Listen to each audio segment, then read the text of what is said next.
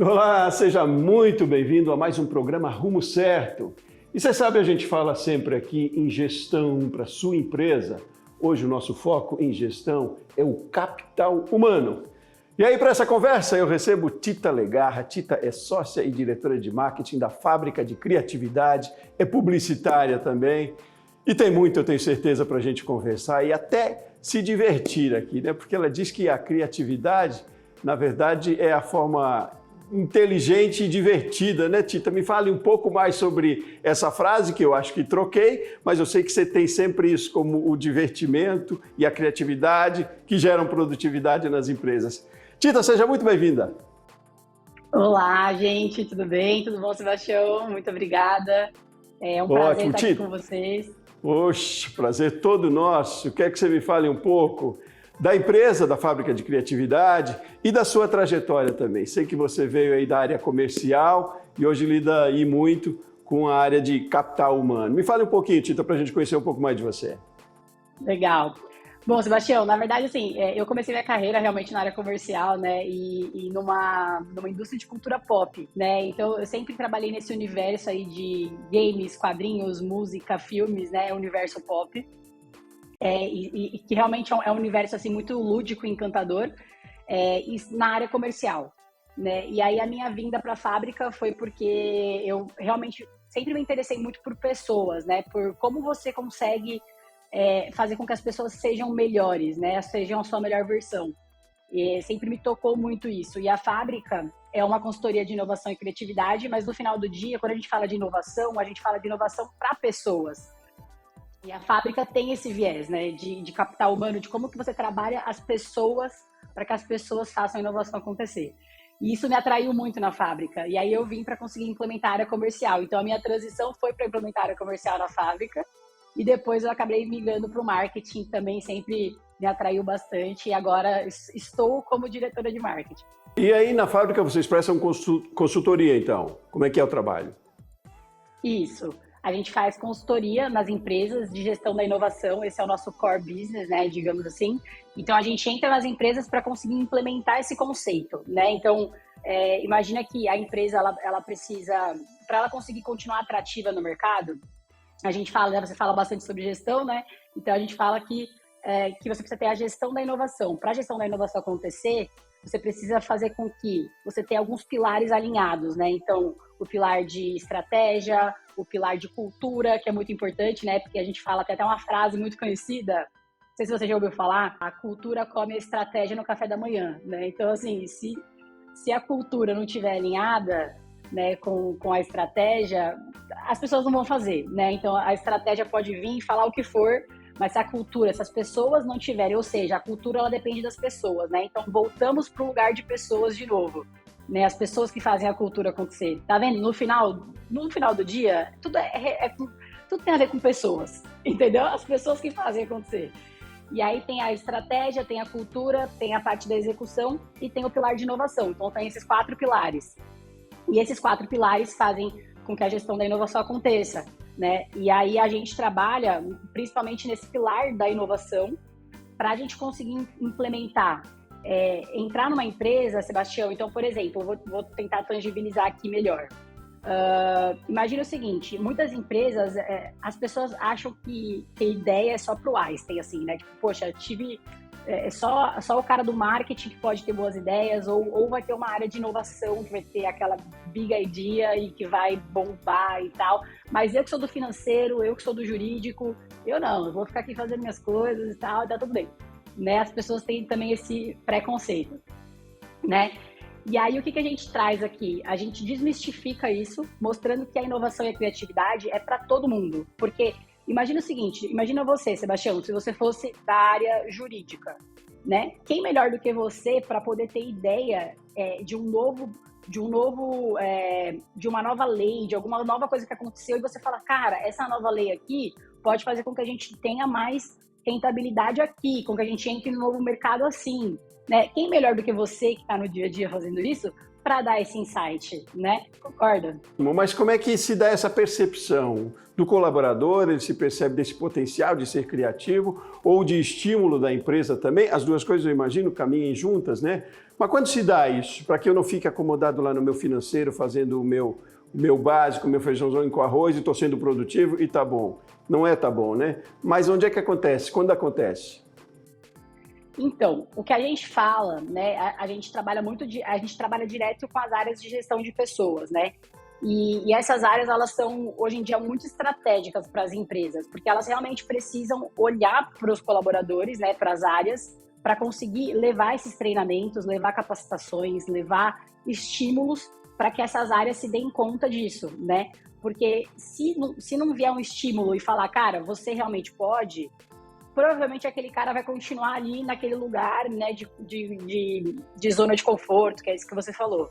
Então, muito desse estalo, assim, do tipo, cara, o cara, ele vai realizar, é quando ele participa de algum treinamento, quando ele participa de algum tipo de capacitação, de algum tipo de palestra, de algum tipo de estímulo mesmo, né, que não necessariamente é só estímulo formal, que é palestra e workshop, né, pode ser, de repente, sei lá, algum tipo de podcast que ele ouviu, algum tipo de filme, né? Então a gente fala que você aprende muito hoje em dia por meios informais também. Não, e a inovação às vezes pode ser uma pequena ideia, né? Colocar ela em prática, ela pode aos poucos mudando um processo, já é inovar, né? Porque também é outro conceito que a gente tem de que inovação depende de tecnologia também, né? É algo grande ou tecnológico, né? Está se desmistificando isso. Mas é isso que eu te pergunto, Tita, faz tempo que a gente vem falando disso, né? Dessa necessidade de valorização do capital humano, de trabalhar mais isso, de que as pessoas elas rendem, elas dão receita no final das contas, aliás, são elas que dão, né? Mas a gente está nesse caminho, eu digo, as empresas estão mesmo no Brasil, como você tem visto pela demanda, pela procura de informação e de profissionais como você. Em que pé a gente está nesse sentido no Brasil? Legal. Sebastião, na verdade, assim, aqui no Brasil, eu acho que a gente está num movimento, né? Num movimento, assim, num movimento crescente, eu diria, mas o Brasil, ele está ainda distante de ser um país muito inovador. E é até engraçado, porque a gente tem realmente um capital humano, né? As pessoas aqui no Brasil, os brasileiros, eles são muito criativos, né? A gente até brinca, né? Porque a gente vê tanta coisa na internet que a gente fala assim, nossa, brasileiro é tão criativo, você não vê muita coisa. Vive falando isso, a gente vive falando, Pois é, e a gente explora tão pouco o nosso... Eu acho que, tudo aqui no Brasil, né? A gente fala que a gente explora pouco o Brasil, assim, no sentido positivo, assim, porque o Brasil é um país incrível e a gente explora pouco em vários aspectos, mas na inovação também, a gente não está no ranking, se eu não me engano, a gente está em... acho que na posição, está em 64 e 69, alguma coisa assim, dos países do mundo, assim. Então, tipo, tá meio ali, não tá tanto, mas também não tá tão próximo. E a gente consegue melhorar muito esses números, porque a gente tem tanto recurso aqui, sabe? Tipo, agronomia, né? O agronegócio. A gente tem um país tão rico que dá pra gente fazer muita coisa. A gente tem fora o nosso capital humano, que é muito criativo. Então, eu acho que a gente tem um caminho, assim, a percorrer. Essa parte de inovação, ela tem muita coisa que dá pra gente fazer ainda. É interessante isso, né? Que a gente, às vezes, talvez, a gente como empresário, empreendedor, está preocupado em vender o produto, né? Em fazer um produto de qualidade, bom, e vender, e é claro, é necessário isso também. Mas a venda depende muito, né, de quem está lá, né? Porque há também uma mudança de comportamento do consumidor, né? Ele quer pessoas que estejam talvez mais felizes atendendo, ou é aquela coisa do atendimento, né, Tita? Ela é reflexo disso, né? Dessa boa gestão lá dentro, da criatividade lá dentro, né? Antes da gente pensar talvez no consumidor lá fora, devêssemos pensar enquanto empresários no nosso cliente aqui dentro, não é? Dentro ali, as relações, a gestão de pessoas, elas são até mais importantes do resultado do que o resultado, né? Eu digo isso num exemplo, eu vou num restaurante e talvez a comida seja muito boa, quer dizer, é uma exigência da gente que a comida boa, mas se o atendimento não for bom, a comida boa não nos segura lá, né? No próximo dia eu vou num outro restaurante que a comida seja boa e que o atendimento também seja, não é?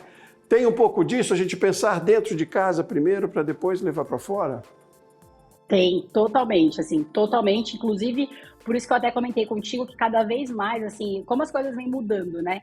Então, assim, o RH, né, que agora a gente chama de... Cada empresa tem um nome diferente, gestão de pessoas, gestão de colaboradores, enfim, cada empresa coloca um nome. Mas o que eu acho interessante, assim, porque, por exemplo, sei lá, 10 anos atrás, por exemplo, o RH era folha de pagamento, né? Você pensava no RH, era o cara que fazia, executava e tudo mais. E hoje em dia ele é muito estratégico. Por quê? Exatamente por isso, porque entendeu-se que, tipo, basicamente as empresas entenderam que as pessoas que fazem a empresa acontecer. E o RH, ele tem essa função, né, que aí eu até não posso falar muito RH, tem que falar agora gestão de pessoas, mas quando a gente fala de gestão de pessoas, a gente entender que a gente precisa capacitar os nossos colaboradores para eles fazerem um excelente atendimento, para eles se sentirem pertencentes, para eles conseguirem querer fazer carreira naquela empresa e não sair, né, daquela empresa, porque também você perde muita grana, a empresa acaba perdendo muito com o turnover, né, com a saída de colaborador. Porque imagina, você capacita a pessoa, quando a pessoa tá boa, excelente, incrível, ela vai para outra empresa, né? Aí você perde aquele talento, tem que capacitar uma outra pessoa. Então, essa parte de turnover é um grande desafio, uma grande dor que a gente vê nas corporações. E a inovação, né, a gestão da inovação ajuda muito nesse aspecto, porque faz com que as pessoas se sintam pertencentes, porque elas estão fazendo alguma coisa diferente, elas estão criando algum projeto junto, sabe? Então, elas sentem que elas estão engajadas ali em algum propósito e fazendo algum tipo de melhoria na empresa que elas estão participando, né? A inovação traz isso. Aquilo que a gente dizia, né, há pouco tempo, era vestir a camisa, mas não é só vestir a camisa, né? Tem algumas coisas nessa vestimenta da camisa aí. Quero continuar conversando contigo, porque eu quero falar de habilidades, as soft skills, as hard skills, habilidades pessoais, habilidades técnicas no próximo bloco. A gente tem muito ainda para conversar, eu sei que você tem muito para nos oferecer. Tita, continue aqui com a gente, viu? Para a gente voltar nessa conversa daqui a pouquinho, tá bom? Você também, é claro, continue aqui com a gente vai fazer um intervalo rapidinho. Rumo Certo volta já já.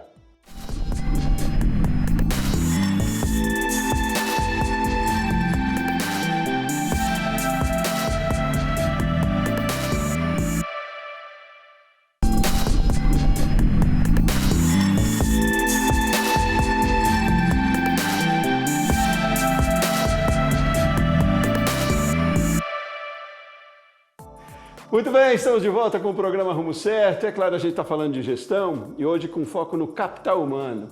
E aí, para essa conversa, eu tenho o prazer de receber aqui a Tita Legarra. Tita é sócia e diretora de marketing da Fábrica de Criatividade. Só o nome já instiga, né? E a Tita é publicitária também, tem muito conhecimento para passar para a gente, muita criatividade, muita noção de produtividade por essa linha para falar para a gente. Tita, a gente falava no bloco anterior sobre a questão de engajamento, de vestir a camisa, né?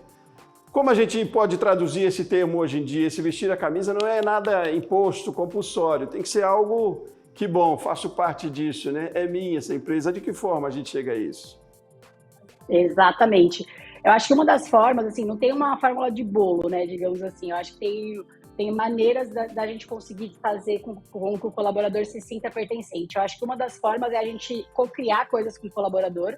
Então, a gente cada vez mais, por isso que a criatividade anda muito ali junto, porque a gente consegue trazer o colaborador para perto e literalmente, assim, conseguir mostrar para o colaborador que a gente não quer impor e fazer um top-down, sabe? Eu quero aqui colocar a minha regra. Não, a gente quer entender, ouvir vocês, para a gente co-criar alguma coisa juntos, para a gente co-criar regras, para a gente co-criar, de repente, valores, né? Então, acho que a co-criação é uma palavra muito do futuro, assim. Isso, né? Ninguém faz sozinho, né? Exato. E os colaboradores, quanto mais eles sentirem que eles estão junto ali com a empresa, que a empresa está ouvindo eles, eu acho que isso cada vez mais gera esse senso de pertencimento, sabe?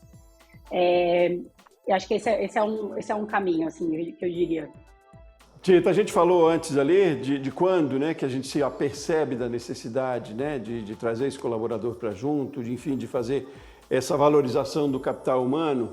E eu te pergunto se isso começa até antes, talvez, de a gente ter o colaborador na empresa, por conta daqueles dois termos bastante usuais hoje em dia, já falamos bastante aqui, né, que são as soft skills e as hard skills, né? Contratar as pessoas pelas suas habilidades pessoais ou também, aliás, pelas suas habilidades técnicas, né? Como é que a gente equilibra isso hoje? Aliás, eu li uma frase interessante outro dia que dizia que na hora da contratação, as hard skills é que fazem a contratação, mas quem mantém o colaborador lá são as soft skills. Quer dizer, não dá até para separar, né? Porque eu não posso também ter alguém do financeiro que não sabe fazer conta, né? Tem que ter isso. Mas, assim, é o equilíbrio hoje em dia cada vez mais, né, Tita? Exato, perfeito. Não, e tem até uma frase muito boa do Rick Basaglia, para vocês guardarem aí, traduz isso que você disse, que é a gente contrata o colaborador, né? Você contrata ele pelo LinkedIn e você demite ele pelo Facebook. Porque basicamente é isso, né? Assim, normalmente as empresas contratam pelas competências técnicas e elas demitem pelas comportamentais, porque elas falam, poxa, o colaborador não consegue lidar com as emoções, não consegue, né, lidar com feedback. Então, a gente traz muito esse ponto de que quando aqui na fábrica, né, a gente trabalha com comportamentais, com as soft skills, que a gente fala que na verdade não são mais soft skills, tá? Agora o termo mudou, o termo não é mais soft skills, o termo é human skills ou people skills, porque quando você fala que é soft, parece que é uma coisa branda, né? Tipo, e na verdade é mais difícil do que as hards, porque quando você fala de gerenciar emoções e tudo mais, é muito mais complexo, né? Falar de pessoas e como que você consegue lidar com toda essa parte comportamental, né? Então, lidar com pessoas é complexo. Eu estava até outro dia falando com a minha terapeuta, né? E eu vou falar um ensinamento aqui para vocês que eu falei com a minha terapeuta. Tava falando sobre coisas boas e coisas ruins, né? Assim, tipo, não, porque o fulano o fulano é do bem ou o fulano é do mal. Não existe isso, né? As pessoas, elas são complexas, né? Então, é isso. Então, até o Coringa, você já assistiu aquele filme Coringa, do vilão do Batman? Você pega o Coringa, né? Então, assim, cara, o Coringa você fala, poxa, super vilão, que não sei o quê. Cara, não, ele era um cara que ele tinha suas qualidades e suas coisas boas.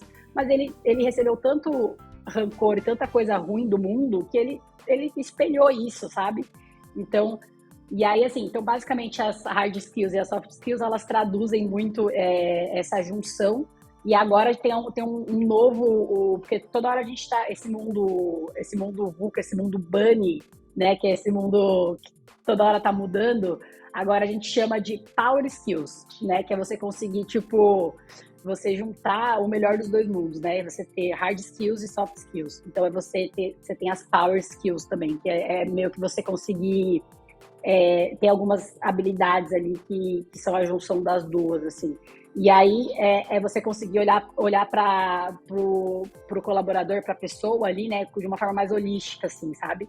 Mas realmente, as duas são muito importantes, mas o que eu falo vamos supor, a fábrica a gente trabalha com o soft, e a gente vai tentando capacitar as pessoas nesse lugar, assim, de entender as emoções, de como que você conversa com as pessoas, como que você se abre pro novo, né? Tudo isso é muito importante. Não, então, muito importante. Não é só conceitual também, né, Tita? Isso é real mesmo. E tem métricas, inclusive, para mensurar o resultado disso, não é? A gente trabalha com metas e métricas também, né? Porque comportamentos dão resultados também, dão vendas, dão receitas, enfim. Também se trabalha nessa coisa mais sistemática ou mais técnica ali também, né? Exatamente, exatamente. Na verdade, assim, a gente consegue, e até inclusive o ponto que eu te falei, né, quando a gente fala do turnover que eu trouxe para ti, também tem a ver com isso, né? Então, assim, a gente consegue, quando você trabalha, né, essa parte comportamental dos colaboradores, acaba influenciando diretamente nesse aspecto. Então, a gente consegue medir ali também, não só quando você trabalha esses aspectos comportamentais, você vai conseguindo reter melhor os colaboradores e manter os talentos ali que vão te gerar frutos, né? E esses frutos vão refletir em produtividade, vão te gerar, essa produtividade vai conseguir acarretar em savings para sua empresa, lucro, né? Vai fazer com que a pessoa produza mais. Então, tem inúmeros benefícios que acabam acontecendo por conta de você conseguir fazer com que a pessoa trabalhe essas skills comportamentais e ela consiga lidar melhor com as emoções dela e, por consequência, ela consiga lidar melhor com as pessoas e com o ambiente que ela está. Ô, Tita, isso tem a ver também com uma questão geracional aí, eu diria, moçada mais nova, né? Bem mais do que eu, essa moçada aí da geração Z, quer mais ser feliz. Quer trabalhar, quer ser feliz, assim como você também, né, Tita? Que a gente quer trabalhar, quer ser feliz e não quer mais uma carreira exatamente, um emprego exatamente, né? Tem interferência disso também, Tita? É considerado isso também, né? Olha, muito se fala, inclusive agora muito tem se falado sobre, inclusive sobre ageísmo, né? Que é essa parte de você, as empresas, né, estão cada vez mais contratando pessoas mais experientes, né, para os cargos, por conta de que a nova geração, né, os talentos novos que eles já são nativos digitais, eles estão entrando nas empresas. Até, inclusive, assim, eles olham para os empregos, né, para os trabalhos de uma forma muito como missão, sabe? Então, poxa, eu tenho que encontrar naquele trabalho, naquele emprego, uma missão para mim. Se eu não encontrar uma missão, um propósito que está muito alinhado com os meus valores, eu não vou ficar. Então, e às vezes é muito difícil, né? Uma empresa, às vezes, sei lá, uma empresa de tabaco, né? Uma empresa, enfim, tem empresas aí, uma empresa que vende álcool, né? Que vende, né, bebida e tal. Às vezes realmente não se alinha com os valores dessa galera. Como que você consegue manter essas pessoas ali? Porque elas estão sempre muito em busca desse propósito. Até o ESG, né? Essa parte social também está muito em alta. Então, muito se fala disso. Então, essas novas gerações, elas estão olhando muito para isso, né? E aí elas acabam sempre querendo buscar em novos lugares, porque parece que elas nunca estão satisfeitas, assim, né? Tem um pouco disso. Eu não diria que... eu acho que tem muito a ver com... Eu acredito muito em pessoas, né? Então, a gente aqui na fábrica tem de tudo quanto é idade, assim, sabe? Tipo, intergeracional. Então, eu acho que não dá pra gente generalizar nada, mas eu acho que até... A gente estava até falando que essa geração nova, ela é menos estoica, assim, sabe? É uma geração que resiste menos, parece que as adversidades da vida, assim, né? Quando tem alguma adversidade que acontece, a geração já fala, deixa eu mudar aqui, então, de empresa, que eu acho que é a empresa aqui que não tá legal. E aí vai para algum outro desafio, né? E as gerações mais experientes já rodaram tanto, que quando elas entram em algum lugar, elas falam, não, aqui eu quero manter, eu quero ficar. Pode ser. Tem a ver com tecnologia também, né? Que é tudo tão fast hoje em dia, que eu sou meio fast também numa onda dessa, talvez, né? Mas, Tita, uma outra pergunta, qual é a responsabilidade? A gente tem falado bastante aqui da responsabilidade do gestor, talvez, né? Da empresa, mas a gente enquanto colaborador, enquanto profissional, tem muita responsabilidade nisso também, né, Tita? Que não se caminha só, como a gente já falou. Mas eu digo, onde é que entra a responsabilidade da gestão? E onde é que entra a responsabilidade do colaborador também para que caminhemos juntos e que tenhamos resultados bons e para todos juntos? Legal. O gestor, né, é muito importante que o gestor ele tenha uma escuta ativa para ele entender que as pessoas elas são plurais ali, elas são diferentes. E eu acho que o principal fator é você entender que realmente as pessoas, você não pode tratar todo mundo igual. Você tem que entender que cada pessoa tem uma forma de aprender, tem uma forma de conviver, né? Então, você como gestor olhar para isso, você como gestor dar feedbacks constantes também, né? E receber também feedbacks dos seus colaboradores para você também saber como você está indo como gestor. Eu acho que isso é importante e é humilde, né? Da parte do gestor de receber. E o gestor ele tem um papel fundamental em conseguir ser o exemplo, né, para aquele colaborador, porque muitas vezes tem aquele gestor que ele quer só, né, direcionar, mandar, não sei o quê, muitas vezes até delargar, que a gente fala, né, nem delegar, né, é delargar. Então, assim, é muito importante que o gestor ele seja aquele exemplo, seja a pessoa que vai lá, bota a mão na massa, que faz, que sabe fazer, né, para que os colaboradores eles se inspirem, porque o gestor ele tem que inspirar, animar, né, as pessoas. Essa é a função da liderança. E o colaborador ele já entra num ponto que a gente fala muito sobre o autoaprendizado, né, a autodireção do aprendizado, né. Então, assim, o colaborador ele tem que ser muito protagonista, né? Entender que, cara, a sua vida, né, o seu aprendizado, você não pode depender, colocar uma muleta e falar, não, porque o meu gestor, não, porque o presidente, não, porque não sei o quê. Não, você tem que entender que depende de você, né? E aí que nem você, a gente estava até comentando aqui, né? Você comentou, poxa, eu fiz um trabalho que eu precisava atuar, né? E aí eu senti a necessidade de fazer atuação, porque eu não era ator. e aí você foi lá e foi atrás de um DRT, né? Você comentou, você, Sebastião. Então, quer dizer, isso se chama aprendizagem autodirigida, que é quando o quê? Quando você entende que você precisa de alguma coisa e você vai atrás daquilo, né? Então, você aprende muito mais quando você é adulto, né? Você aprende muito mais quando você autodirige o seu aprendizado. Então, eu acho que o colaborador ele tem que ter um papel de entender, cara, que a responsabilidade é minha, ser protagonista do meu aprendizado. Ótimo, eu estou aqui ficando triste já e frustrado que não consegui trazer tudo que a gente pode conversar, tanto do potencial que você tem aí para oferecer, Tita. Mas eu preciso sintetizar aqui, em 30 segundos dessa nossa conversa toda. Sei que tem muita coisa que vai ficar de fora, mas o que você diria aí quando a gente fala de valorização de capital humano, de gestão de pessoas, para a gente sintetizar essa nossa conversa? Legal. É difícil resumir, mas o que eu diria é que uma das coisas que é realmente assim, gestão de pessoas, né, capital humano é a coisa mais importante que existe hoje em dia e realmente assim as empresas precisam cada vez mais valorizar, apostar, investir, porque realmente ninguém quer ter colaboradores ali que não estão funcionando ali para sua empresa, porque para você capacitar os colaboradores você capacita os colaboradores para que eles realmente produzam para a sua empresa, né? Então, você investir nisso faz com que você potencialize seus resultados, né? Então, o investimento no capital humano, ele é o investimento mais precioso que você pode fazer hoje em dia, para que você consiga colher resultados de savings, de lucro no futuro. Então, eu realmente, a principal dica aqui é invista em capital humano, porque o capital humano, ele realmente, ele te gera resultados na prática. E nunca é tarde para a gente inovar, né, Tita? A gente procurar coisas novas desde lá da empresa, mas do lado pessoal também, né? Tita, muitíssimo obrigado por essa conversa. Conversaria com você a manhã inteira, aqui a tarde inteira, enfim, quanto tempo fosse preciso. Volte mais vezes para a gente conversar um pouco mais.